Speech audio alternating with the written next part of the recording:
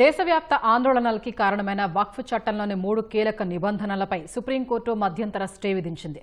రాష్ట్రాలు నిబంధనలను రూపొందించే వరకు స్టే అమల్లో ఉంటుందని సుప్రీం తెలిపింది. చట్టంలోని నిబంధనల్లో కొన్ని ఏకపక్షంగా అధికారాన్ని వినియోగించుకుంటాయని పేర్కొంది. 2025 వక్ఫ్ సవరణ చట్టం చెల్లుబాటును సవాలు చేస్తూ దాఖలైన పిటిషన్లను విచారించిన సుప్రీం మే 22న తీర్పు రిజర్వ్ చేసింది. దానిపై ఇవాళ ఆదేశాలిచ్చిన సీజేఐ జస్టిస్ గవాయ్ నేతృత్వంలోని ద్విసభ్య ధర్మాసనం రాజ్యాంగబద్దంగానే ఉన్నందున చట్టంపై పూర్తి స్టే విధించాల్సిన అవసరం లేదని పేర్కొంది. అయితే కొన్ని సెక్షన్లకు మాత్రం భద్రత కల్పించాల్సి ఉందని అభిప్రాయపడింది.